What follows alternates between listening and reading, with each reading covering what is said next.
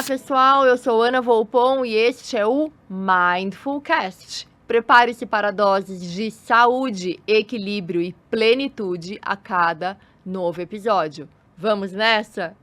Eu estou hoje com um convidado que, sem dúvida alguma, tocará o seu coração. Se não o seu, de alguém muito próximo a você. Então, quando eu ouvi o Danilo a primeira vez, eu chamei meu marido, ouvi metade e falei, amor, vem cá. E aí coloquei na televisão, bem grandão no YouTube, sabe? E a gente assistiu juntinho o episódio dele. Então eu espero que com você também seja muito benéfico, porque no final das contas é um tema que tem sido urgente, sim. Crise no casamento? Descubra como transformar seu relacionamento com Danilo Mello. É isso que a gente vai falar hoje aqui no Mindfulcast. E aí, antes de mostrar o meu, então, convidado, eu vou te contar que o Danilo Mello, ele é teólogo e psicanalista. Ao enfrentar uma crise conjugal e ser pego de surpresa com o pedido de divórcio, ele decidiu, então, estudar sobre relacionamento para recuperar o seu casamento. E deu certo. A partir daí, ele decidiu ajudar, então, milhares, centenas de casais. Ele hoje atua em 10 países. Então, com vocês, Danilo Mello. Olá, Ana. Bom dia a todas as pessoas que nos assistem.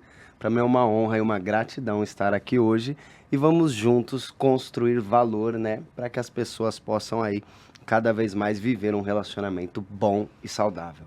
Obrigada, Danilo, por você estar aqui. Eu tenho certeza que vai contribuir muito com a vida de muitas pessoas. Então, bom, apresentações feitas, vamos lá à nossa pauta. Eu queria que você, Danilo, contextualizasse um pouquinho a tua história, né? Então, como você foi pego de surpresa? Como era o Danilo antes desse pedido de divórcio? Como era o Danilo depois, então, de estudar sobre relacionamento? Qual foi o impacto pessoal dessa crise conjugal e como você usou essa experiência para ajudar tantos outros casais? O Danilo era, eu penso, um homem imaturo, né? Quanto mais imaturo o homem é, mais egoísta e individualista ele é. Como o homem é orientado à conquista, o homem ele precisa praticar virtudes para que ele desenvolva, ele saia dessa individualidade e ele enxergue a outra pessoa. Então eu era muito voltado para a minha própria realização. E nesse lugar de individualismo, a mulher geralmente morre de fome ao lado do homem. Então, como o ser humano ele só muda através de duas formas, ou por um processo repetitivo ou por um forte impacto emocional. O que me despertou, né, para me abrir a ponto de eu começar a refletir sobre os meus próprios comportamentos, foi realmente o pedido de divórcio da minha esposa, porque inconscientemente a gente pensa que a pessoa nunca vai te deixar. Como a mulher ela é muito mais voltada para a relação do que o homem, até porque o homem tira o senso de si mesmo do trabalho, já a mulher da família. Então a mulher ela sempre está aberta para a relação, o homem acaba ficando numa zona de conforto, porque a mulher doa e se doa muito mais do que ele. Então, inconscientemente, eu pensava que isso nunca poderia acontecer, até porque eu estava com a minha esposa desde os nossos 15 anos, um primeiro amor e único amor. Então, foi isso que me levou, nesse momento aí de forte impacto emocional, a me abrir para o conhecimento, e o conhecimento é uma luz. Quando ele acende, você enxerga diferente. Foi aí que eu comecei a perceber que a esposa que eu queria estava no marido que eu não era. E através da minha transformação, houve a restauração do meu casamento. Foi aí que, após esse processo dolorido, eu falei, eu acho que eu consigo ajudar outras pessoas. Foi aí que eu dei início nessa jornada, com especializações, cursos, e me abri para trabalhar com casais a partir da transformação do meu próprio relacionamento. Você trouxe uma coisa que pega fundamentalmente aqui para mim. O senso de si mesmo do homem é o trabalho e da mulher é a família. Ou seja, homens são de Marte, mulheres são de Vênus. É tudo diferente. E aí, como é que faz para juntar essa chave, essa fechadura? Porque isso nunca vai mudar, essencialmente. Ou pode mudar. Ou não vai mudar, mas as pessoas aí se adaptam e se... Não sei. Dê você a resposta. Jung falava muito sobre o lado, né? a forma de interpretar a vida através do pensamento, que é a razão lógica, criteriosa, e através do sentimento, que é quando eu experiencio a vida e como eu me sinto, eu defino a vida. Geralmente, 90% dos homens são mais lógicos. Você tem um lado mais desenvolvido e um lado menos desenvolvido. Então, essa simbologia de cada um ser de um planeta vem desse lugar onde nós interpretamos a vida, o nosso eixo de julgamento e de interpretação da vida é diferente. Então, por exemplo, um exemplo simples. Vamos dizer que a mulher ela teve filho e agora ela não está feliz com o corpo dela, então ela está se sentindo com baixa autoestima. Então ela vai para o marido e fala, olha, eu queria investir numa cirurgia estética. Ela está falando isso a partir de um polo emocional. Ela está se sentindo, é assim que ela interpreta a vida, então ela tem uma orientação para lidar com o próprio corpo. Ela fala, olha, eu quero fazer uma cirurgia estética para que eu me sinta melhor, para que eu me sinta mais confiante. Quando ela constrói essa narrativa, o homem ele vai avaliar simplesmente da forma lógica. Então ele vai avaliar o custo, ele vai avaliar os projetos. Por exemplo, eu quero comprar uma casa, então não cabe aqui uma cirurgia estética. E é nesse lugar de interpretação distinta da vida que os casais não se encontram, que os casais se ofendem e assim se defendem. Então o caminho é sempre entender que a relação é um campo sagrado onde eu não conheço o outro. Por isso que eu sempre falo que é muito importante a mentalidade de iniciante na relação. Quando eu tenho humildade de entender que nós somos completamente diferentes, falamos idiomas distintos, e nesse lugar de não conhecimento, se eu não tiver humildade, eu ofendo, aí eu vou com mais tato, com mais delicadeza, com mais gentileza e com mais curiosidade, conhecendo sem estabelecer a minha visão de mundo como verdade suprema e absoluta. Sim. Só que para isso é necessário ser maduro. Quando não há um amadurecimento, as pessoas estão muito longe da capacidade reflexiva de entender que o mundo não é a partir do que elas enxergam, mas o que elas enxergam é simplesmente a realidade delas, nada além disso. É. Uma das coisas que acho que conecta com essa sua fala e que eu aprendi, que me ajudou muito no relacionamento, com meu marido, inclusive, é que cada um tem um mapa. E mapa não é território, né? Verdade. Então, assim, o meu mapa é completamente diferente do seu, do dele, do dela, do vizinho, do amigo, do chefe, completamente diferente. Mas não significa que aquela é a verdade absoluta, aquela é a ideia absoluta, aquela é a realidade absoluta. Cada um tem as suas crenças, a sua vivência, a sua educação, né, o seu berço e a sua trajetória de vida. Então, tem uma bagagem, Verdade. né? E aquela bagagem implica diretamente na sua maneira de transitar pelo mundo, na sua maneira de experienciar o mundo, de viver e de se relacionar, óbvio. Verdade. Então, isso que você está trazendo, de esse senso de aprendiz, de humildade, né, que você colocou, eu gosto de ser uma lifelong learner, né, aquela pessoa que está sempre aprendendo e trazer isso para o contexto. Eu geralmente uso isso no contexto de trabalho, de vida, mas trazer isso para relação é muito legal, é muito bonito. E aí abre uma outra caixinha, né? Dá trabalho pra caramba, porque é outro campo que você tem que investir.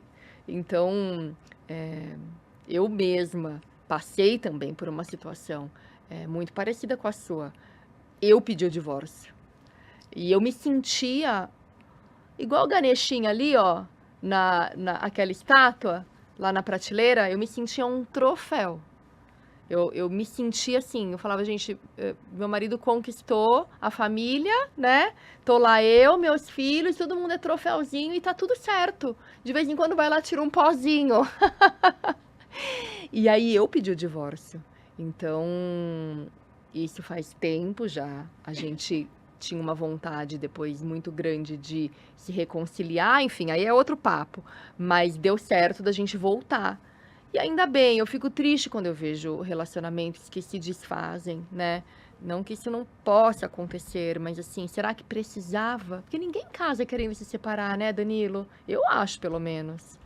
Ninguém vai casar querendo romper o relacionamento. É.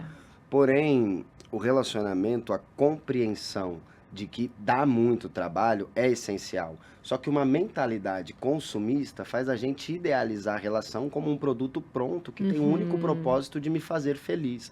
Eu Uhum. falo que como a gente está muito associado à matéria, como a gente transformou a vida, algo onde nós somos o centro dela, nós estamos o tempo inteiro buscando situações de agradabilidade e evitando situações de tristeza. Esse Sim. pensamento limitado e autocentrado faz com que eu não consiga encarar os desafios de forma construtiva, mas ao contrário, de forma evitativa. Uhum. Então, quando eu evito os problemas, eu não exerço a intencionalidade construtiva para viver uma vida próspera. Sim. Quando eu tenho uma consciência de que eu encararei os problemas e eles são oportunidades de crescimento, então o relacionamento ele é construído É. diante dos desentendimentos. Sim. Só que como grande parte da sociedade, principalmente brasileira, está no nível mais infantilizado da consciência, Uhum. que é o Uhum. nível das emoções, ou seja, eu estou sempre respondendo a como eu estou me sentindo. Sim. E aí o que que acontece? Os desentendimentos são oportunidades das pessoas se ferirem É. por conta de uma imaturidade. Todo relacionamento que dá errado, o fruto é imaturidade emocional. Sim. Agora, quando há uma consciência de que toda oportunidade é de crescimento, a briga tem que acontecer na relação. Sim. A briga é o entendimento querendo acontecer. É. Só que quando eu não tenho capacidade de dominar as minhas emoções, de me pôr no lugar do outro e não tenho uma mentalidade de iniciante, então eu quero impor a minha dor através de acusações e eu quero que a outra pessoa seja subjugada. Uhum. Isso é transformar relacionamentos em commodities. Sim. Agora, quando eu tenho a percepção de que isso aqui, na verdade, é um campo contínuo de trabalho, de progresso, de evolução, de ascensão, de crescimento, então eu encaro os desentendimentos na perspectiva do construtor. Sim. Dá trabalho, mas não é para ser sofrido. Sim. Não tem que ter ofensa, tem que ter gentileza. Só que a mentalidade de consumo faz eu ficar triste diante dos desentendimentos. Sim. E aí eu destruo ao invés de construir. Eu critico ao invés de instruir. Sim. E você trouxe agora falando, né, que você, dessa mentalidade infantilizada, você responde emocionalmente. Eu diria que não é nem uma resposta, é uma reação, Verdade. né? É uma reação. É uma reação, porque quando você responde, você consegue ter mais consciência. Quando você reage, é uma coisa instintiva. E é isso que a gente vê É na um maioria sequestro das emocional. Exato, na maioria das relações, e era assim também com a gente. E isso que eu disse pra você, eu já contei isso aqui em outros episódios, mas como eu sei que vocês não assistem todos, vou contar de novo. Essa era a minha percepção de ser um troféu, né? Mas era uma percepção. E você trouxe também outra questão, que é uma idealização de relacionamento perfeito. Eu era essa pessoa. Eu era essa pessoa que idealizava um mundo cor-de-rosa, uma relação perfeita, uma relação sem esforço, sem trabalho, sem ter que fazer nada também, sabe? Que era aquilo que a gente então tinha casado e que infantil, muito infantil. E aí quando eu percebi que eu também era uma pessoa controladora, dominadora, que eu não deixava ele fazer as coisas com as crianças, por exemplo, então era do meu jeito, era da minha maneira. Eu ficava não só sobrecarregada, mas também frustrada, porque quando ele vinha ajudar, esse não é um modelo só meu, né? Você, como psicanalista, sabe bem que é o padrão, praticamente. Ele vinha ajudar, eu não gostava, então eu não deixava ele entrar, ele fazia do jeito dele, não estava bom, então eu refazia ou não deixava. E aí a pessoa vai simplesmente se afastando, e aquilo vai te transbordando, né? Então tem que ter realmente muita maturidade e muita abertura para fazer dar certo, não é, Danilo? Com certeza, você vê, o controle, quando a mulher exerce o controle, é que a mulher está muito na energia masculina. Uhum. A mulher, ela tem a admiração, o homem tem a conquista. Eu O- tenho isso, viu? Dessa energia masculina. Você tem que ter um pouco. A gente tem no nosso inconsciente, né? O Jung falava aí da ânima e do ânimos, que é o Sim. lado feminino no homem e o lado masculino na mulher. O problema é quando isso fica exacerbado, porque um homem que tem uma mulher com muita energia masculina, ele já não enxerga ela como uma mulher feminina, doce e vulnerável, que gera nele a proteção. A mulher, o que ela busca é segurança, mas quando ela se posiciona numa energia masculina, o homem resiste a ela. Por isso que a gente fala que a mulher que você quer muitas vezes está no marido que você não é, ou o marido que você quer está na esposa que você não é. E o controle, ele vem, na verdade, da nossa sensação ou da nossa insatisfação ou incômodo de estar em posições de vulnerabilidade. O controle nada mais é do que uma raiz de insegurança. Por isso é importante o processo contínuo de amadurecimento. Porque Sim. nesse processo eu ganho consciência e no ganhar da consciência que eu mudo. Eu sempre falo que, na verdade, é muito triste, porque, principalmente falando de Brasil, onde o nível de consciência é baixíssimo, as pessoas não estão vivendo. Nós vivemos num mundo de pessoas escravizadas pelo passado. Como assim? O eu, que é o eu consciente, que assume o controle sobre a vida, eu falo que no carro, pensa um carro, um veículo como uma vida. Quem está no piloto dessa vida é o ego. O ego nada mais é do que a minha referência do passado. O ego nada mais é do que o meu orientador interno. Eu estou o tempo inteiro interagindo com a realidade presente a partir do meu histórico da infância. Sim. É aí que eu me ofendo, é aí que eu me defendo, é aí que eu me comparo. O ego nunca está no presente. O ego está no passado ou está no futuro. Só que quando eu estou no ego, já não é o eu. É só o meu passado, é só o produto do meio. Então eu não vivo, não exerço intencionalidade e simplesmente replico o meu passado. Então, por exemplo, quando eu sou controlador, quando eu sou uma pessoa que sofreu abuso, ela pode desenvolver o trauma do perfeccionismo, que é o excesso. O trauma é caracterizado pelo excesso. Todo mundo tem um pouco de perfeccionismo, talvez, não tem problema. Eu, por exemplo, sou. O trauma é quando é excessivo. Então, uma pessoa que sofreu uma ruptura, onde ela sofreu um abuso, por exemplo, onde ela não teve o limite dela estabelecido, ela começa a estabelecer o limite pelo controle. E aí, na vida adulta, ela se torna perfeccionista. O perfeccionismo é um tipo de controle. Só que ela acha que ela está assumindo a vida dela, e não é. É a criança que sofreu trauma e que está agindo no mundo presente a partir do trauma passado. Quando eu ganho consciência sobre isso, o ego vai para o passageiro, ele é um orientador da vida, sim, só que o eu começa a assumir. Então essa é a tristeza da vida hoje. Grande parte das pessoas estão associadas aos seus sentimentos e aos seus pensamentos, e por isso elas estão desidentificadas com a sua identidade substancial, que é quem elas são realmente, é o indivíduo, a consciência por trás disso tudo está amarrada. Então elas nem estão vivendo a própria vida, elas estão reverberando o passado e a infância. Isso é extremamente triste. Sim. Porque foi como você disse, é uma descaracterização, é uma despersonificação, né? Acho que são zumbis andando por aí, assim, um bando de zumbi que tá indo com a manada, indo com a boiada, indo com... Exatamente. replicando aqueles padrões que de longe são bons, né? Nem de longe são bons, quer dizer, nem suprem a necessidade, nem satisfazem, nem reavivam, nem despertam o potencial máximo que cada um poderia chegar, né? Porque fica ali naquela roda, naquela espiral negativa. Eu sempre gosto de usar o exemplo assim. Geralmente você pega um relacionamento que ele está adoecido, e aí você tem o casal sentado no sofá do conforto. Aqui o sofá é o simbolismo do conforto. Então ambos estão confortáveis com quem são. E aí desconfortáveis com quem o outro é. E aí eu fico acusando o outro. Meu marido não conversa comigo, a minha esposa não me respeita, o meu marido não tem tempo de qualidade comigo, a minha esposa não me admira. Só que eu sempre tô no lugar de vítima, e vítimas não vencem. Eu preciso entender que eu controlo pouquíssima coisa nessa vida. Por exemplo, a gente tá aqui em São Paulo, a gente está no Brasil, a gente está na América do Sul, a gente está no planeta Terra, a gente está no Sistema Solar, a gente está na Via Láctea, num universo de 14 bilhões de anos. Então nós somos minúsculos. E nesse lugar minúsculo eu me fiz um grande homem. Só que eu nunca me questiono, porque eu transformei esse universo gigante de 14 bilhões de anos, eu sou o centro disso. Então eu sempre questiono o outro, eu sempre problematizo o outro. E aí você fica na posição de vítima. E vítimas não vencem. Quando eu assumo o controle da minha história, Quando eu mudo, é aí que as coisas mudam. Porque tudo que eu vejo é uma projeção do que eu sou. Só que quando eu me ofendo, eu falo, o problema é a minha esposa, porque ela me chateia, porque ela me estressa, porque ela faz eu perder a linha, porque ela faz eu me descontrolar. Não.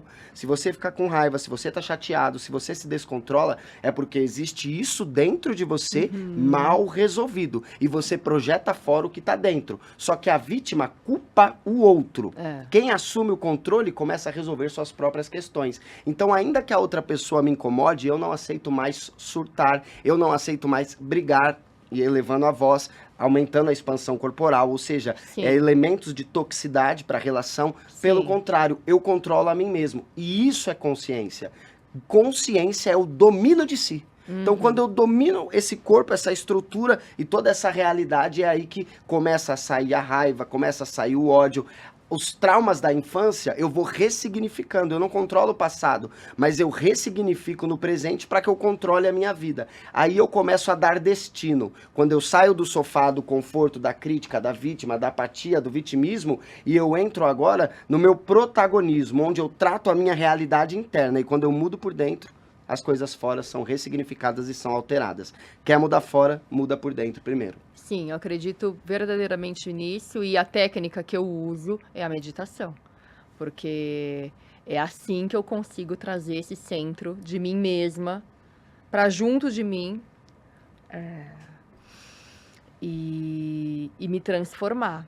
E eu tenho exemplos práticos de transformação do meu meio, então, e não só eu, né? Gandhi já dizia, seja a mudança que você quer ver no mundo. Então, quem realmente pratica e toma consciência de si, impacta diretamente no seu círculo, que impacta num próximo, que impacta num próximo, que impacta num próximo, uma cadeia. Mas você indica meditação para os casais? Não. Eu indico a meditação para todo mundo. A meditação, ela é o ganho da consciência. É justamente eu sair dessa posição de identificação com a matéria, com o pensamento, com o sentimento, com o ego. Eu desassocio, porque eu não me questiono, eu só questiono os outros. Isso é um nível empobrecido de consciência. E aí, quando a meditação, eu tenho um ganho do eu. Quando eu tenho um ganho do eu começo a me questionar. É aí que eu começo a crescer. Então, a meditação, ela é uma prática espiritual em diversas religiões. Ela é uma prática de desenvolvimento pessoal. Você pega, por exemplo, no hinduísmo, você pega, por exemplo, no cristianismo, você pega em várias religiões a prática da meditação, no budismo. Então, assim, eu indico sempre para todo mundo que quer realmente ganhar consciência, tem que ter uma prática de meditação. E não é necessariamente uma prática espiritual, né? Porque é um mecanismo, é uma ferramenta que ela não tem necessariamente que estar associada a nenhuma religião. Então, isso que, inclusive, deixa mais democrático, né? Porque você não... É maravilhoso, eu trabalho a espiritualidade, eu recomendo, inclusive, que todos trabalhem acoplados aí da maneira que você achar que tem que ser. Seja na natureza, seja numa instituição. Mas a meditação, ela vai além. Então, você pode praticar sem ferir as suas crenças, vamos assim dizer, né? Porque, sem dúvida alguma, bom, tem aí inúmeras pesquisas que mostram os benefícios da meditação e como praticar. Então, que bom que você recomenda, porque eu não sabia, mas o caminho que você foi levando da conversa, eu falei, nossa, isso só pode ser meditação, assim, curado com isso. Eu não sei, com certeza você tem outras técnicas para os seus casais que você trabalha.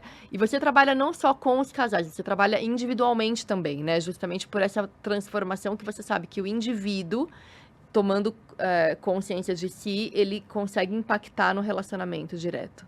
Totalmente, porque assim, como eu entendo que tudo é uma projeção, a gente projeta sobre o outro quem nós somos. O relacionamento é sempre um espelho, ou seja, ele vai mostrar quem você é de verdade. Só que como a gente está associado com a matéria e com aquilo que a gente vê, a gente está sempre buscando agradabilidade e evitando tristeza. Quando eu lido com problemas, eu problematizo o outro. E aí eu evito isso e eu tenho um movimento de fuga. Então, é muito importante no relacionamento o indivíduo começar... Eu falo que assim, nós temos que enfrentar o nosso inimigo. E o nosso inimigo não é o diabo, porque isso aí Jesus já resolveu. Então o nosso inimigo é a pessoa que a gente vê na frente do espelho. Quando eu começo a vencer esse inimigo, é aí que eu tomo controle da minha vida. Então a relação, ela é uma entidade que nasce da junção de duas pessoas. São dois eus que ao se juntarem dão vida a um nós. Esse nós, para ser saudável, quem tem que ser saudável primeiro são dois eus. Se eu não sou um bom ímpar, eu nunca serei um bom par. Então a evolução do indivíduo traz a reformulação e traz a transformação da relação. Então para o nós ser saudável, eu preciso ser saudável. Sim. Relacionamento não é uma relação de dependência, porque isso anula a sua individualidade, mas nem de independência, porque isso é um egoísmo que mata a relação. Mas é um lugar de interdependência, onde eu levo em consideração o bem-estar do outro nas minhas tomadas de decisão. Explica então pra gente indícios, por exemplo, de que um relacionamento não está indo bem. Porque você foi pego de surpresa. O meu marido também foi pego de surpresa. Nunca achou que isso fosse acontecer. E outras mulheres também acho que devem ser, né? Mulheres também são pegas de surpresa, porque não é só a mulher que toma decisão. Homem também toma. Né? Acho que menos, talvez. Menos. Bem menos. Então, falaremos disso também aqui neste episódio de hoje. Então, me conta, primeiro sobre os homens, então. Vamos deixar bem compartimentado. Sinais que o homem poderia sentir de que o relacionamento... É que assim, é uma pergunta que eu já vou meio dando a resposta, né? Porque... o homem, se ele não estiver atento para a relação, ele não vai perceber. Não vai. Não vai. O homem precisa desenvolver principalmente a parte sentimental. Porque se a mulher está experienciando a vida... Por isso que, por exemplo, você já percebeu que a mulher, ela tá em casa, ela muda os móveis de lugar? Do nada, muda tudo. Você chega em casa, tá tudo alterado. Eu sou essa. Porque você está experienciando a vida. Então você está buscando viver a vida através de como você se sente nela. O homem não. O homem, ele tá grande parte do tempo usando um critério lógico e racional para interpretar a vida.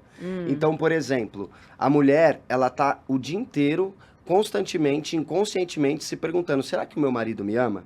Será que o meu marido me ama? E ela avalia os comportamentos dele, se ele prioriza ela, se ele é afetuoso, se ela tem tempo de qualidade com ele, comunicação, se ele se volta para a família, se ele comemora datas especiais. E a partir dos comportamentos dele, ela responde para ela se ele a ama ou não. E aí traz a sensação de segurança que ela precisa. Só que o homem faz uma análise lógica, então ele pensa assim, eu estou comprometido com a minha mulher, eu não olho para outras mulheres, eu trabalho e o meu projeto de vida é para minha família.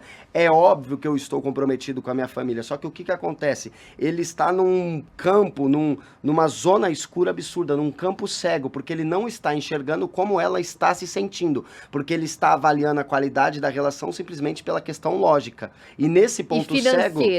Financeira também. Nessa, porque ele é o provedor. Nessa questão lógica, ele é pego de surpresa, porque a mulher reclama, a mulher fala, olha, eu quero ter mais tempo de qualidade, eu quero estar junto com você, eu quero me sentir priorizada, eu quero me sentir amada. Só que ele olha, nossa, eu tô trabalhando, eu tô comprometido com a minha família, você é sempre insatisfeita, você só reclama. E aí ele vai se ausentando emocionalmente, ele vai se sentindo rejeitado e ele não vai assumindo uma responsabilidade de nutrir essa mulher, porque ele não entendeu que eles são completamente diferentes, enxergam a vida de forma diferente e interagem com a vida de forma distinta. E aí, nesse lugar de alienação, o homem é pego de surpresa. Olha, eu cansei e eu não quero mais. É aí que ele vai se abrir. Peraí, tem alguma coisa realmente errada. Caso contrário, grande parte dos homens simplesmente ignoram, problematizam, culpam a mulher. E como a mulher tira esse senso de si mesmo desse lugar, muitas vezes a mulher fica se questionando. Por isso que eu falo, Ana, só para concluir esse raciocínio, que é muito importante uma ordem hierárquica de relacionamento. Primeiro, você tem que se relacionar sempre com Deus. Sempre com o sagrado, sempre com o divino. Por quê? Porque é onde você consegue desassociar dos traumas e recuperar a sua identidade. Desse lugar que você recupera a sua identidade, a mulher desenvolve o amadurecimento de quer voltar para ela mesma, porque a mulher tende ao auto-sacrifício pela família, então a mulher fala muito não para ela e sim para a família, e isso é adoecedor. Eu tenho muitos casos de mulheres que, por exemplo, sempre se negligenciaram pela relação. E aí, quando ela descobre um adultério do marido, o chão dela acaba, ela questiona a própria vida dela, nada faz sentido, parece que tudo foi uma mentira. Porque de tanto que ela se sacrificou por esse relacionamento. Então, quando a gente desenvolve uma relação com o divino, o homem primeiro amadurece no sentido de desenvolver virtudes. Porque o homem imaturo, ele é extremamente egoísta, extremamente individualista, extremamente, ele objetifica a mulher. Então, o homem com o divino, ele desenvolve virtude para ele ser um homem voltado para a família, para ele ser um homem que é virtuoso, que é generoso, que é empático, porque ele é totalmente lógico e pode ser indiferente. E a mulher, quando tem o contato com o sagrado, ela aprende a falar não muitas vezes para os outros para falar sim para si mesma. Sim, é então, tão maravilhoso. Deixa eu só concluir esse ponto. Sim, conclui. Então, assim, eu me relaciono com Deus, primeira ordem. Segundo, eu me relaciono comigo mesmo através de um ganho de consciência sobre quem sou. É aqui que eu desenvolvo confiança, autoestima, que é a base do relacionamento com o outro. E somente então depois que eu posso me relacionar com o outro. Essa ordem não é respeitada. Então as relações já são adoecidas pela perda de identidade, quando eu não sei quem sou, e pela projeção dos traumas. Porque quando eu não sei quem sou, então eu sou só passado. Quando eu sou passado, eu idealizo o outro. Quando eu idealizo o outro, na verdade eu sou um zumbi nessa relação. Eu nem tomei controle dela. E aí eu só vou ficar no lugar de vítima, inconsciente, ignorante e alienado. Sim. Maravilhosa essa hierarquia. Eu adorei. Deus, depois consigo mesmo e depois com o outro. E o que eu mais vejo, são as mulheres se distanciando de si, não sabendo falar não. Eu falei disso essa semana, inclusive. Não sei quando vai pro ar esse podcast, já vai ter passado mais tempo. Mas é muito potente, é muito libertador a gente saber falar não. E desagradar. Não tem problema em você desagradar. Não tem problema nenhum. Quando você quer agradar todo mundo, você se desagrada. E aí você se distancia do seu eu. Então isso é fundamental. A gente está alinhado com o nosso propósito. Isso não é egoísmo de maneira nenhuma. Isso é salvamento, né? Total. E a espiritualidade também. Que maravilhoso você trazer isso, porque o sagrado é realmente divino. E não sei, depende. Eu não posso falar que muitas famílias estão distantes, eu não tenho esse dado, mas eu já estive distante com a minha família do sagrado, do divino, e a gente está, hoje em dia eu posso falar que a gente está muito, muito convicto de que a gente tem que estar realmente olhando para isso e nutrindo isso, e bebendo dessa fonte que é infinita, que é maravilhosa, e que só nos enobrece, né? E nos desenvolve. Total. Eu falo que tudo começa em Deus, né? Salomão, ele escreveu um provérbio onde ele diz que a sabedoria, o princípio da sabedoria é o temor ao eterno.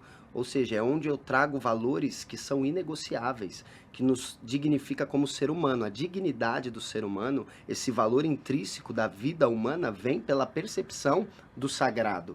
Então, você já começou a botar uma camisa errado?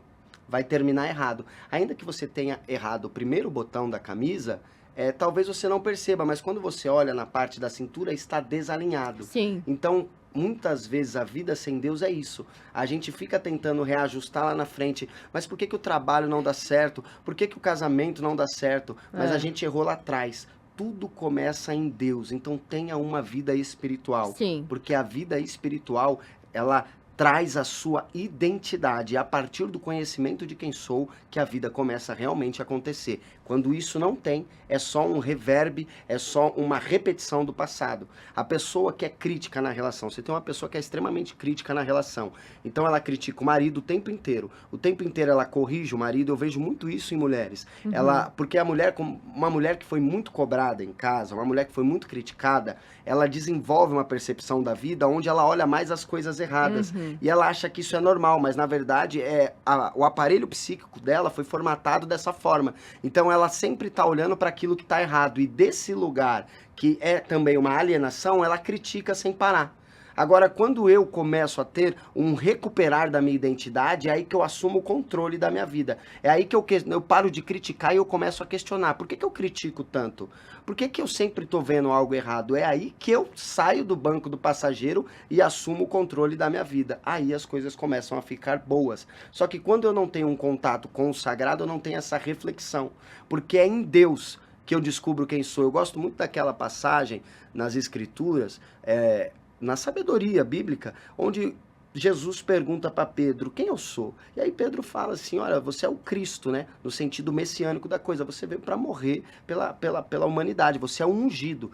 E ele fala, disseste bem, porque não foi carne e sangue que te revelaste, mas o Espírito. E eu te digo quem tu és. Tu és rocha, né? Tu és pedra, e sobre essa rocha edificarei a minha igreja. Ou seja, qual que é o simbolismo desse texto, dessa narrativa?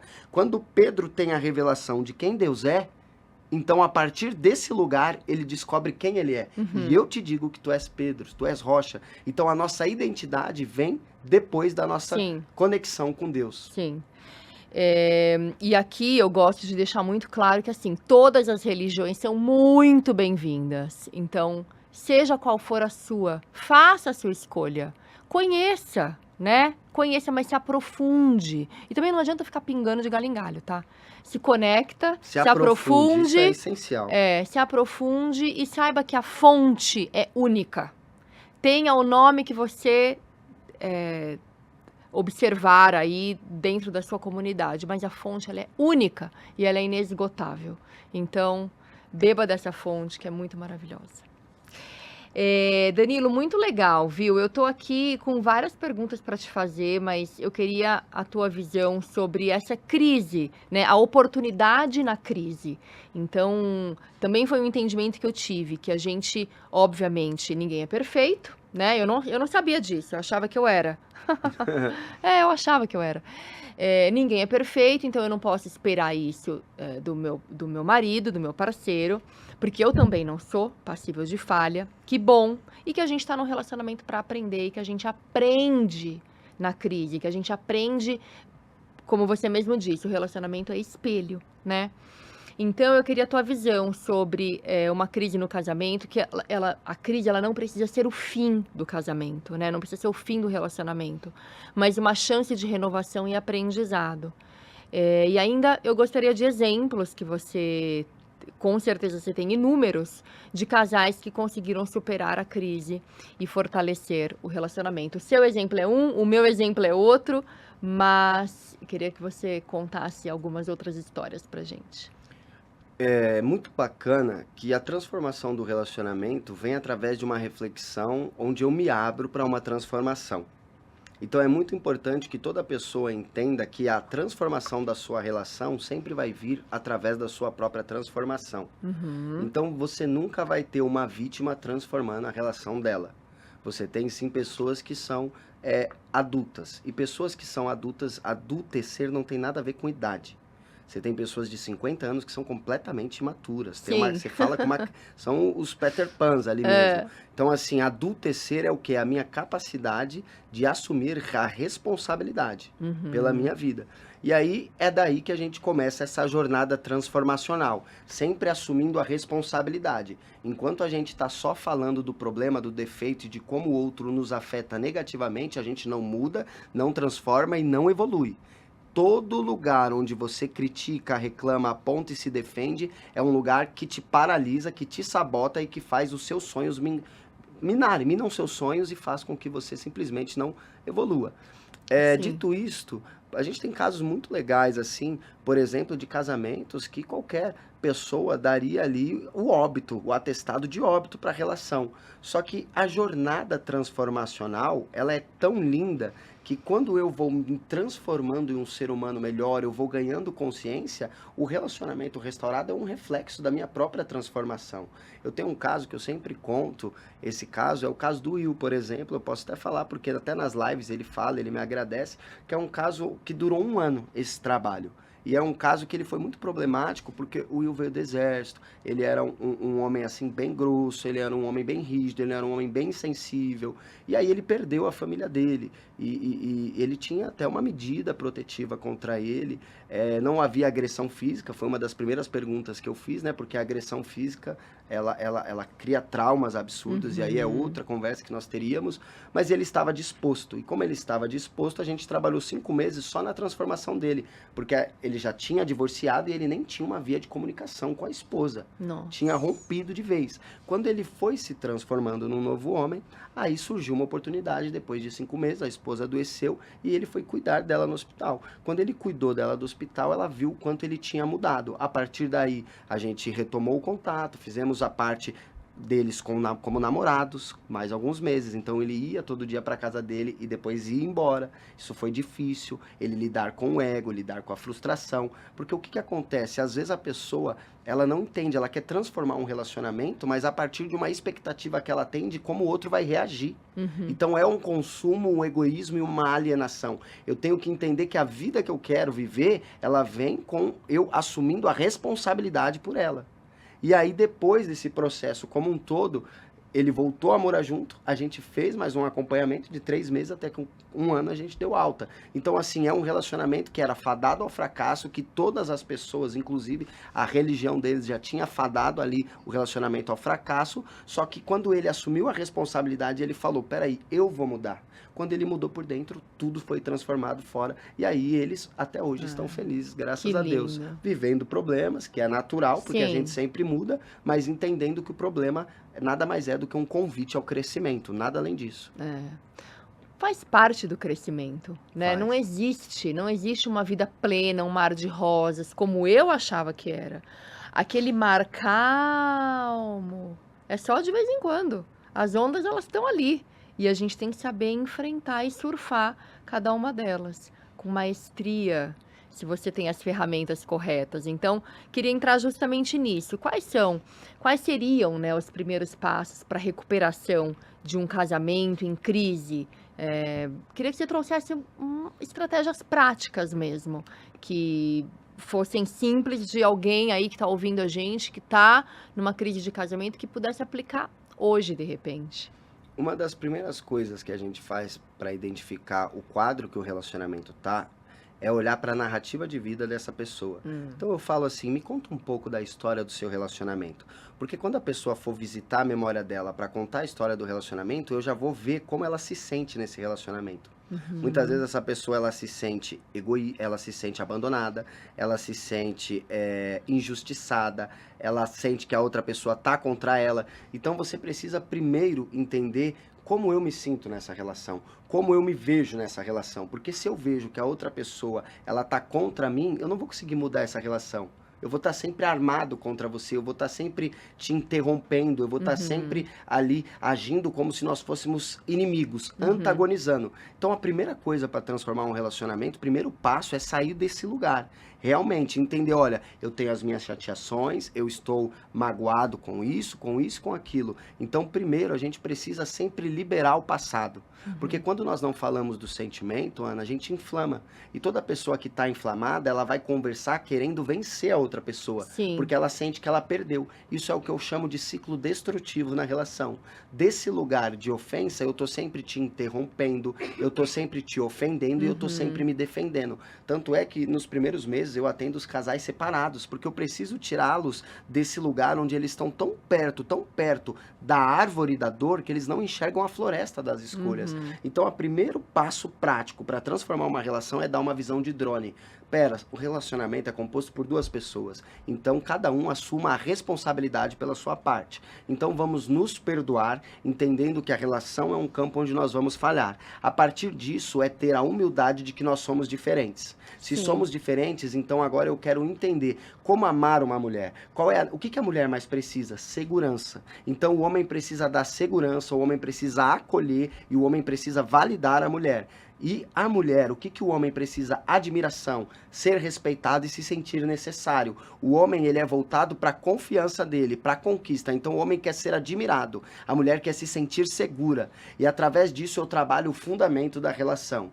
respeito, gentileza e suprir a necessidade do outro. É que como a relação ela é um grande organismo vivo, eu não consigo falar simplesmente de um ponto específico, mas sim trabalhando conceito, trabalhando entendimento, trabalhando percepção. Até porque na terapia de casal já foi identificado pelos pesquisadores e pelos cientistas de relacionamento de que não adianta, por exemplo, você tem a teoria do apego, que muitas vezes ajuda a lidar com relacionamento, é uma das terapias que mais dá certo para relacionamento. Só que os grandes pesquisadores já identificaram que você tem que ter no mínimo 6 abordagens. Então você tem que ter, por exemplo, a psicodinâmica para visitar o passado do casal, você tem que ter a questão da narrativa de vida, tem que ter um propósito maior. Qual que é a história que eu conto? O que a relação significa para mim? Tem que ter a meta-emoção, como eu me sinto constantemente nessa relação. Tem que ter essa transcendência, né? A relação tem que ir além do casal. Então são vários, tem que ter a logoterapia,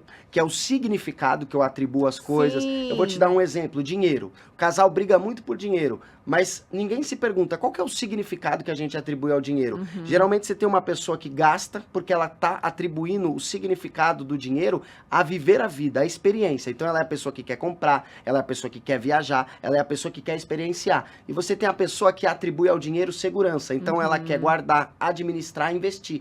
E quando eles vão discutir sobre dinheiro, uma pessoa está falando que quer viver, ela quer ter liberdade, porque ela atribui esse significado ao dinheiro. E a outra está falando que quer guardar porque quer ter segurança e estabilidade. Então eles nem estão brigando pelas coisas e pela mesma coisa, Pelo porque mesmo objetivo. o significado é diferente. Então a verdade é por isso que eu falo, você não voaria num avião que o piloto não tivesse competência técnica para operacionalizar a máquina. E o relacionamento é uma ciência. Então existe uma forma e é muito importante que as pessoas elas busquem o conhecimento, porque o conhecimento liberta. Eu tenho 2 dúvidas aqui, tá? Uma dúvida e um ponto complementar. Primeiro eu vou nessa, complementar a isso que você disse. Tem ali os casais que identificaram que o relacionamento está em crise e vão buscar ajuda. Tem casais que estão vivendo um relacionamento de merda e que não se dão conta e que não percebem e que vão levando a vida desse jeito, porque o conhecido, ele é cômodo, mesmo que seja ruim. Ele é conveniente, né? Ah, não vamos mexer nisso, não vamos mexer com isso, não mexe com isso. Existe, né? Muita gente assim. Totalmente. Eu falo assim, existem níveis de consciência. Então você tem a pessoa que ela não tem nem consciência do problema. Então ela chega e fala assim, olha, o meu marido, ele não me respeita, o meu marido, ele me xinga, o meu marido, ele grita comigo. Eu falo que eu gosto muito de comparar relacionamento ao avião. Ou seja, você tem 2 asas, palavras e atitudes. E essas 2 asas é que mantém o avião, dá sustentabilidade para a relação. Ou seja, o avião tem sustentação para se manter voando. Tá. Então, relacionamento não é submarino. Submarino afunda. Avião voa. Então, existem pré-requisitos para que a relação aconteça. Então, por exemplo, se existe mentira no relacionamento, já não é mais um relacionamento. Se existe falta de respeito constante, descaracteriza o relacionamento. Então, se é submarino, a primeira coisa que a gente tem que falar, ó, não tem como eu transformar submarino em avião. Então a gente precisa entender, as pessoas acham que traição é somente um caso extraconjugal, e não é. O relacionamento ele é um contrato de mutualidades. Então tudo aquilo que quebra o contrato é uma traição. Se eu te desrespeito, se eu não te priorizo, se eu não me importo com você, se eu não valido seus sentimentos, se eu te diminuo, se eu faço comparações negativas, se eu falo muito da tua família, se eu faço conluio com os pais na forma de educar o filho, eu discordo de você. Tudo isso são traições, porque isso aqui é uma parceria. E eu não posso me pôr contra você trazendo outras pessoas, entende? Então, a gente sempre fala disso. Primeiro, vamos falar do avião. É avião? Aí a gente melhora. Se é submarino, então a gente precisa primeiro recuperar o limite e construir uma relação, porque não é uma relação. E aí, através de uma conscientização e de um ganho de consciência. Agora, respondendo a sua pergunta, existem esses níveis. Então, o nível mais baixo, a pessoa ela nem sabe que tem um problema. Entende? Porque ela normalizou o abuso. Ela Sim. normalizou. Eu tive um caso uma vez que a pessoa me procurou e ela falou assim, olha, o meu marido ele fica meses sem falar comigo, o meu marido ele não me procura para nós termos o nosso momento de intimidade, a gente fica 5 meses sem ter relação sexual, e aí eu fui identificando. Ela falou, eu que sustento a casa, era uma mulher, ela trabalhava, sustentava a casa, mantinha a casa, limpava a casa, quando ela não limpava a casa, ele falava que ela era uma mulher péssima. Eu falei, desculpa, você não tem um casamento. Percebe? Ela veio à minha procura porque ela queria pegar esse casamento, esse avião, e queria mantê-lo voando, dar sustentação porque ele estava com muita turbulência. Eu falei, não, isso não é um avião. Avião voa, isso é um submarino, submarino afunda. Ou seja, ela chegou nisso acabada. Ela chegou no trabalhar para ela salvar o casamento, mas na verdade ela estava morrendo. E aí o que aconteceu? A gente trabalhou para que ela saísse da relação. Tanto é que essa moça, por exemplo, ela gravou um depoimento, você pega uma imagem dela quando ela entrou no trabalho e uma imagem dela quando ela saiu, ela era uma mulher totalmente diferente. Ela entendeu que aquilo não era uma relação, ela ganhou liberdade. Então, assim, o nível de consciência mais baixo, a pessoa nem sabe que tem um problema. Sim. Então você tem que primeiro conscientizá-la do problema, explicando isso é um relacionamento, isso não é. Aí você tem a pessoa que tem a consciência do problema, só que ela não tem a consciência que dá para melhorar. Aí você tem que trazer uma consciência da solução. Então é esses níveis que eu identifico e a partir disso você trabalha. Se a pessoa não sabe que tem um problema, você precisa problematizar a relação.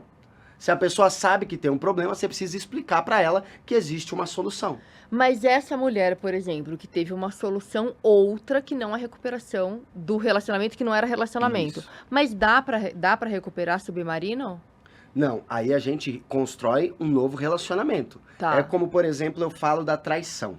Geralmente a gente olha para a traição como um grande evento. A traição, eu sempre comparo ela a quando o avião que caiu toca o solo, é a explosão.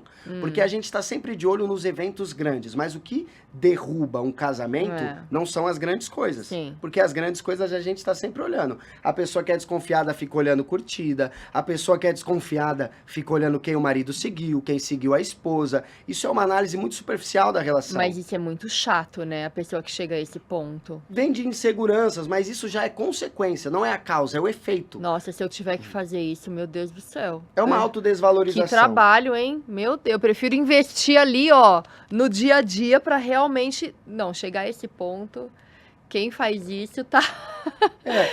Precisa Eu falo que assim, a pessoa ela tá olhando pra isso, de mas se reavaliar, né? é que é um efeito, é uma coisa grande aí. Só que assim, a gente precisa entender que o que derruba o casamento, o que tira esse avião do ar, São as pequenas. são as pequenas. É a negligência do dia a dia, é quando eu normalizo a falta de respeito, a falta de Sim. gentileza. Pega água pra mim, tenha gratidão de falar obrigado, amor. Ó, Sim. ontem eu cheguei em casa, eu fui celebrar uma renovação de votos, e na volta deu problema no carro, a gente teve que ser guinchado, né? O rapaz que estava comigo, e aí maravilha. foi uma situação extremamente desgastante. Sim. Um sol, a gente na rodovia, esperando o guincho. Que Quando eu chato. cheguei em casa, eu faço dieta, então eu zero carboidrato muitos dias no mês. E aí eu cheguei em casa, tinha uma pizza de brócolis, que nada mais é do que uma massa de brócolis e mussarela pra mim, que a minha esposa deixou pronto. Eu posso tratar isso como normal, mas eu posso ser gentil. Obrigado, amor, por você ter se preocupado comigo. Então é quando eu deixo de ser gentil, quando no dia a dia eu normalizo comportamentos destrutivos, isso destrói a relação. Aí, de repente, o casal se afasta e as coisas vão piorando. Aí, depois de muito afastamento, distanciamento, de ofensa, de briga, de não resolução de problemas, aí há espaço para eu Sim. olhar para fora, porque eu estou desconectado aqui dentro. Sim. E depois acontece a traição. Quando acontece a traição, porque traiu e acabou. Não, o que acabou com o casamento não foi a traição. Sim. A pior traição é quando você prometeu amar e não ama. Quando você prometeu cuidar e não cuida. Quando você prometeu priorizar e não prioriza. A traição de uma relação extraconjugal é a consequência de pequenas traições do dia a dia. Sim. Quando você não se comprometeu com a relação. Então é isso que destrói um relacionamento. Sim. E aí, como recomeçar? Eu falo que assim, quando o avião explode, é que a gente vai construir um novo relacionamento. Esse acabou, deu errado, vocês traíram, só que eu acredito em algo. É possível reescrever uma nova história com os mesmos personagens. Sim. Então eu não preciso ter uma mente consumista, onde eu transformo o relacionamento num produto e eu falo, nossa, o meu relacionamento tá péssimo, acabou, agora eu preciso de um novo personagem. Não. Vocês precisam se tornar novas pessoas e novas pessoas constroem novos relacionamentos. Sim. Então, a gente constrói um novo relacionamento e uma nova história com os mesmos personagens. É, porque a chance de você partir para um novo relacionamento sem ter se reconstruído e incorrer nas mesmas situações é absurdamente grande. Gigante, porque você vai projetar. A gente Geralmente projeta é o no que- outro quem nós somos. Você vai projetar de novo, você vai lidar com os mesmos problemas e você vai viver as mesmas histórias. Exato. Enquanto você não assumir o controle da sua vida, você É. vai viver ciclos repetitivos. É, isso mesmo, muito legal. E a minha outra dúvida era, você comentou lá atrás que, no comecinho do episódio, que o homem é o provedor, ele tem que se sentir o provedor. Mas a gente sabe que em muitas situações, não na maioria ainda, mas em muitas situações é a mulher que é a provedora da casa. Então, como é que fica isso? É um olhar machista? A mulher busca segurança, o homem busca admiração. A mulher, ela precisa admirar o homem dela. Hoje, a mulher trabalha igual o homem, mas a responsabilidade financeira e de prover a casa tem que ser do homem. Por quê? Porque o homem é o braço mais forte para lidar com isso. Existem responsabilidades que a gente vê que elas podem ser culturais ou não, ou evolutivas, eu acredito que são evolutivas, mas o ponto é aqui, existem papéis na relação. Tem que existir papéis, senão você tem alguém sobrecarregado e outra pessoa tratando como pai, como mãe na relação. Então, o que é muito importante nisso?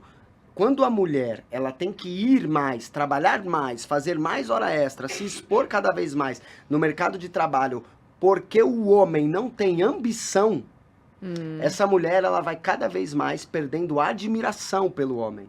E isso vai afetar a relação lá na frente. Então, ainda que a mulher ganhe mais, ainda que a mulher tenha a carreira dela e vá, vença, quando ela tá em casa, ela não é uma mulher que flui na energia masculina. Ela quer ser cuidada, acalentada, ela quer ser o lado feminino da relação. Então, o homem imaturo, o homem acovardado, o homem que faz da mulher uma mãe, é um homem que vai adoecer a relação de uma maneira profunda, porque essa mulher não vai admirá-lo. E sem admiração não existe relação. Assim como o homem precisa se sentir admirado pela mulher, a mulher precisa se sentir segura, entendendo o homem maduro, o homem viril, ele tem um projeto de vida. Ele dá o destino, ele não tem mais importância que a mulher, mas ele dá destino, ele é o homem de visão. A mulher cuida e protege, o homem dá destino.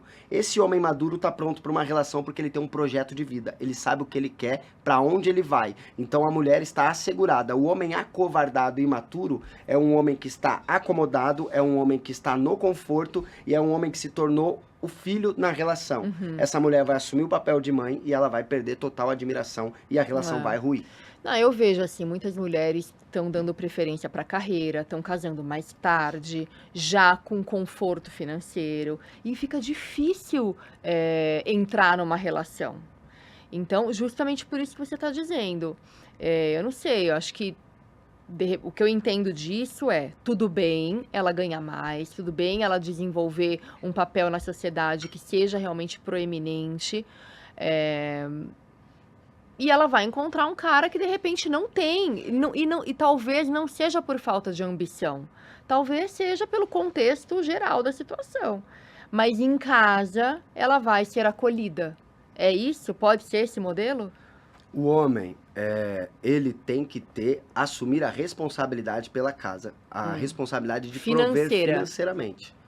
Por exemplo, a minha Ixi, mas esposa... aí eu tô pensando aqui que nós estamos com um problema, porque não tá sendo esse um padrão mais, né? Não tá porque não tem mais homem. Ixi, Nós temos Maria. homeninos, que são homens na idade, mas meninos na capacidade de administrar a vida e de amar uma mulher. O homem, quanto mais infantil, mais autocentrado ele é, ele não enxerga ninguém. É por isso que as mulheres que estão com homens infantilizados morrem de fome emocional.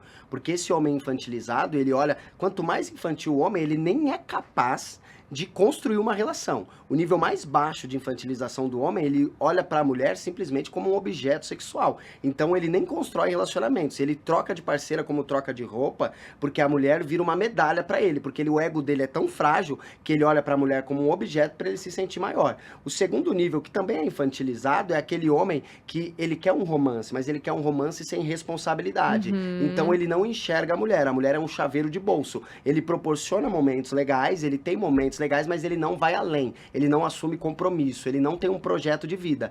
Esses homens que também são imaturos, que também são autocentrados, eles conseguem ter uma relação, mas eles não conseguem ter um planejamento de vida, porque por serem imaturos, eles são inseguros, são onde muitas pessoas estão nessa relação. É aquela pessoa que namora 10 anos, aquela pessoa que namora 15 anos. Não assume, e ele né? é tão imaturo que ele não enxerga a mulher. Então ele não enxerga que a mulher quer ter uma família, que a mulher quer ter uma estabilidade, porque a mulher busca segurança. Então ele transforma a relação simplesmente num produto que faz ele se sentir melhor. Quando ele tá estressado, ele quer ir pro cinema. Quando ele tá estressado, ele quer fazer um programa. Mas esse programa não é sobre a mulher, esse programa é sobre ele. Agora, o homem que é adulto, o homem que adulteceu, ele enxerga a mulher em sua totalidade. Então ele assume conscientemente a responsabilidade financeira. Mas porque ele é tão adulto, a mulher do lado dele cresce. Entende? Não é que essa mulher não vai trabalhar. Se ela quer ir pro mercado de trabalho, ela vai. Mas ele é tão maduro que ele dá estabilidade para ela arriscar, para ela trabalhar, para ela crescer. E talvez ela ganhe mais, não tem problema. Porque nós nos enxergamos como um corpo, como nós. Sim, a sim. realização é da família. Entende? Então, no fim, Ana, toda relação que dá errada só tem um problema, de imaturidade. Relacionamento é algo para pessoas adultas. E adulto não tem a ver com idade, tem a ver com a capacidade que eu tenho de ganho de consciência. Ganho de consciência é domínio de si. Quando eu me domino, então eu assumo a responsabilidade pela minha vida. Eu já não sou mais vítima, porque vítima não vence. E aí agora eu transformo a minha vida a partir da minha transformação. Aí o relacionamento dá certo. Caso contrário, a culpa é da mãe, a culpa é da sogra, a culpa é da mulher, a culpa é do marido, a culpa é de todo mundo, menos da pessoa. E aí submarino afunda. Não, eu acho isso maravilhoso que você diz, que relacionamento é para pessoas adultas, porque eu sempre falo que o casamento, o amor é uma decisão. O amor é uma decisão. Então, sai do âmbito puro e simplesmente emocional. E vai pra... Gente, isso daqui é um projeto, como você mesmo fala, é um projeto de vida, né? Então a gente cultiva o amor, a gente rega o amor, e não só o amor, o respeito, a cumplicidade, a gratidão, né? Todos esses valores que permeiam o casamento. Para você, quais são os principais valores que permeiam o casamento? Você falou de palavras e atitudes, que eu anotei, mas em termos de valores, o que para você é fundamental, que não pode faltar? Não pode faltar no relacionamento. Primeiro, verdade. A maior mentira não são os casos extraconjugais que existem. A maior traição, melhor dizendo. A maior traição não é um caso extraconjugal. A maior traição que pode existir dentro de um relacionamento é quando eu não sou verdadeiro com o outro.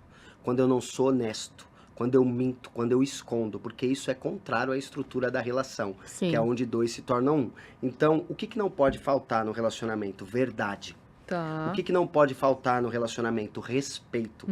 Falta de respeito é traição. Então, eu preciso sempre ser uma pessoa gentil com a outra. Por quê? Porque nós dois estamos aprendendo a como nos amarmos. Então, eu preciso entender que muitas vezes... Olha o exemplo que eu gosto de usar. Esse exemplo é maravilhoso. O relacionamento é mais ou menos assim. Imagina que eu, Danilo, eu tenho uma sala escura cheia de botões. Botões verdes, amarelos e vermelhos. E a minha esposa também. Essa sala escura é o meu mundo emocional. Então, quando eu me relaciono com a minha esposa, ela entra nessa sala escura que é o meu mundo emocional. E ela vai tateando a parede. Quando ela aperta o vermelho, dói em mim, porque é um ponto de dor. Quando ela aperta o amarelo, eu fico tenso. É um lugar que é sensível para mim. Quando ela aperta o verde, eu fico bem. É um lugar que eu me sinto amado. Então, no relacionamento, eu preciso ter respeito e ser transparente, porque é um campo sagrado onde a gente não se conhece. Então, muitas vezes eu vou te ferir. Eu apertei o vermelho.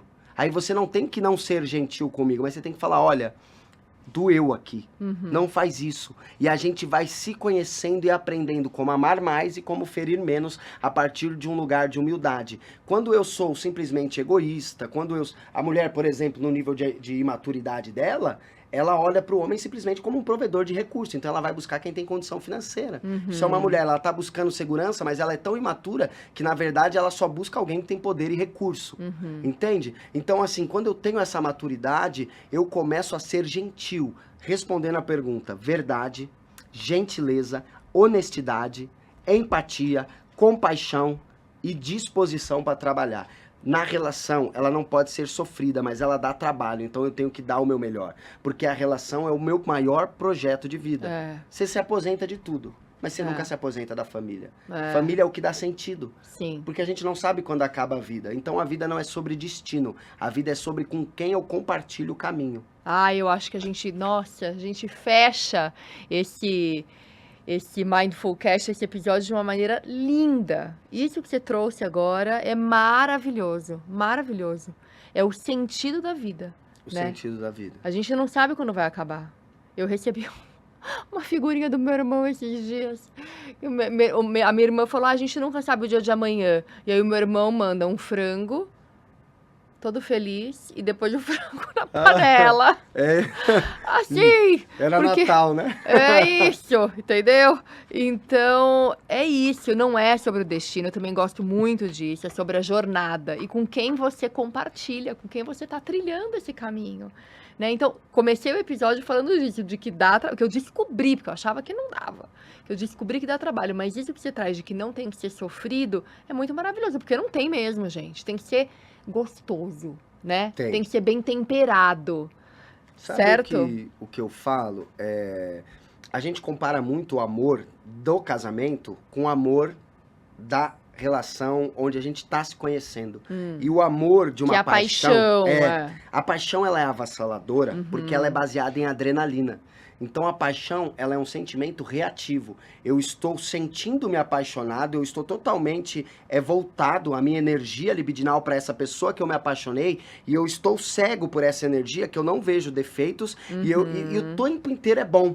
Então a gente está reagindo a isso, é leve. É como se eu fosse o tempo inteiro empurrado para estarmos juntos vivendo momentos maravilhosos de amor, de contato, de intimidade. Isso é paixão. Pouco defeito, muito libido, muito tesão, porque é baseado em adrenalina. A adrenalina, ela é como um voo de galinha, ela é um pulo alto, mas acaba rápido. Já o amor no relacionamento, no casamento verdadeiro, ele é baseado em endorfina. E endorfina, ela não é reativa, ela é proativa. Então ela exige de mim uma intencionalidade para que eu ame a outra pessoa em atitudes. Eu tenho que ter comportamentos de amor. Eu tenho que falar, olha, vamos ter um jantar, deixa eu te ouvir, deixa eu conhecer o teu mundo interior, deixa eu saber do seu dia, deixa eu falar o quanto você tá linda, o quanto você é maravilhosa, deixa eu falar o quanto eu te respeito. E nesse lugar onde as pessoas têm intencionalidade de manifestar afeto, o que é afeto? É ir em direção ao outro e afetá-lo positivamente. Quando eu afeto a minha esposa positivamente, o amor é liberado no relacionamento. Então, amor é um fruto. Quando eu trato como um produto, eu quero o amor. Só que o amor é um fruto. Então, como eu tenho que ter o amor? Amor é um fruto de quem escolheu amar. Amar é um verbo, verbo é o que indica ação. Então, eu tenho uma ação, movimento de afeto positivo ao outro. E quando eu afeto positivamente ao outro, eu tenho amor no relacionamento.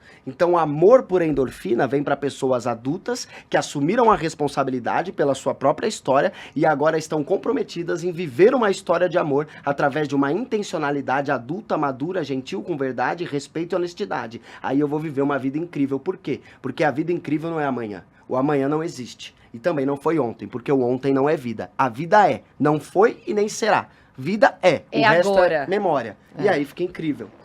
E é isso, então. Resumindo, o amor é uma decisão. O amor é uma escolha diária. É uma o amor escolha é fruto diária. de quem escolheu amar. Maravilhoso, maravilhoso. Olha, a gente já estourou aqui no tempo. Tinha assunto ainda para mais muito podcast, mas eu acho que a gente cobriu bem esse tema, que é tão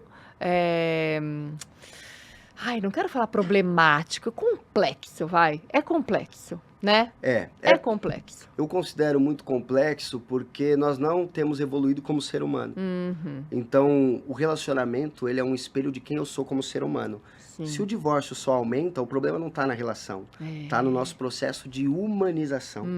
E pandemia evidenciou isso, a nossa incapacidade de conviver. É uma pena. É uma uma pena. dor, né? Porque você não vive. E você sabe que eu também já contei isso antes, mas acho que fica aqui uma informação importante para quem está passando por uma crise conjugal. Quem tratou do nosso divórcio, que acabou nunca acontecendo, foi um advogado conciliatório. E isso, Danilo, fez total diferença. Uau. Porque esse conciliatório, então, ele traz outra visão. É o drone. É a visão de Outra drone. visão. Outra visão para... A gente fez todo o processo, né? A gente não se reconciliou. A gente fez todo o processo de divórcio. A gente não se reconciliou nesse momento. Mas a atitude dessa pessoa, desse profissional, em conduzir tudo, fez com que a gente também fosse muito mais harmonioso e que promovesse ali na frente, depois de vários meses, a nossa reconciliação. Então, veja bem, no ápice, né, do descontentamento, vamos assim dizer, geralmente as pessoas pegam aqueles advogados que são aqueles mais enfurecidos, né? São vendedores de serviço apenas. E que pioram a relação, pioram tudo, já é tão prejudicial, a gente envolve tanta gente, ainda mais se você tem filhos, então assim, é uma tristeza. E se você pega alguém que seja conciliatório, nossa, é maravilhoso. Sabe, Então, eu gosto de usar muito um exemplo, Ana. Eu sei que a gente já encerrou o tempo, é que o assunto dá para 24 horas, né? Eu gosto muito de usar o exemplo, porque a gente tem que sempre trabalhar no entendimento, porque o entendimento está estabelecendo a forma que eu enxergo. E eu gosto muito de comparar a relação como uma maratona de obstáculos. Então imagina que você tem um homem e uma mulher e eles estão unidos por uma corda. E aí eles vão correr juntos uma corrida, que é a jornada da vida, cheia de obstáculos. Então você chega num muro muito grande, fica difícil para o homem pular primeiro esse muro e puxar a mulher depois, porque o homem tem mais força física. Isso pode ser um obstáculo da vida. Então o homem pega e joga a mulher primeiro, aí a mulher pula o muro e ele sobe depois. Então, depois lá na frente, eles têm talvez um lugar que é menor. E aí talvez o homem pula primeiro e a mulher pula depois. O que eu estou querendo dizer? Os desafios, os obstáculos é a vida acontecendo. Para a gente conseguir manter um relacionamento saudável, a gente precisa o tempo inteiro controlar distância e proximidade. Pensa que se esse casal, eles não estiverem alinhados porque eles estão correndo uma jornada da vida, se eles estiverem muito perto a ponto de anular a individualidade deles, a corda vai emaranhar, vai dar nó. Eles vão perder mobilidade e flexibilidade. Toda relação onde eu não tenho individualidade é uma relação que eu não sei quem sou, então o meu movimento é difícil. é aquele casal que fala até igual, né? Irritante. É despersonalizado. E na distância, se eu tenho muita distância nessa corrida, então desconecta. E aí eu começo a ter... É quando eu sou independente. O homem fala, fui jogar bola, e nem prestou atenção se a mulher estava cansada com as crianças ou a mulher saiu. Então, Sim. assim, eu tenho que o tempo inteiro controlar a proximidade para garantir minha individualidade, mas controlar a distância Isso é muito para bom. não ser independente. Sim, isso é muito bom, muito legal. É essencial. Belos ensinamentos, Danilo. Fico muito feliz de ter tido você aqui com a gente. Eu queria que você, antes de ir embora, eu vou te deixar, eu falei, né, que uma vida bem temperada, um casamento bem temperado. Aqui no meu livro que eu vou te dar de presente, Autenticidade, Melhor Tempero da Vida, foi lançado agora, recentemente, pela editora Diostre. Você vai poder também saborear maneiras de você preservar a sua individualidade. Então, você aí, querido ouvinte, de construir resgatar, né, essa sua individualidade que está aí dentro, através de práticas muito simples e possíveis. Eu bebo muito da fonte do Ayurveda, mas tem também aqui sobre neurociência, psicologia positiva. E é uma leitura muito leve, gostosa. Espero que você goste, Danilo. Vou gostar, é um tema Vou. que eu amo, autenticidade, né? É o eu na vida. Exato. E que legal, Acho obrigado. que conecta muito aí com a tua fala, com o teu ensinamento. Depois eu vou querer seu feedback. Vou dar sim, eu vou ler ele num dia. Que bom. E olha então para essa câmera aqui, deixa o teu contato, os seus projetos, enfim, o que você quiser deixar para o público. O pessoal vai me achar no Instagram, IAM, né? De AIM, eu sou Danilo Melo, com L só. Lá também tem os links para todos os produtos e serviços que a gente tem, livros, cursos, mentorias, terapia, acompanhamento. E eu deixo aqui sempre aquela mensagem que eu falo, relacionamento não se acha, relacionamento não se compra, relacionamento se constrói. ele não é para ser sofrido, mas dá trabalho. E para trabalhar nele é com conhecimento. Muito bom, muito legal. Olha, você que esteve aqui com a gente até agora, espero que tenha gostado desse episódio. Eu adorei, fiz várias anotações. Então compartilha com quem você acha que vai se beneficiar desse conteúdo. E se você ainda não se inscreveu no meu canal, já se inscreva, ativa o sininho para você não perder nenhum novo episódio toda quinta-feira ao meio-dia no meu canal. Um beijo e até a próxima quinta. Danilo, muito obrigada, gratidão, namastê, espero poder te ver em breve. Eu agradeço, foi incrível e voltarei mais vezes para Que bom. falarmos mais. Ótimo, tá convidado já. Beijo, gente, tchau, até a próxima.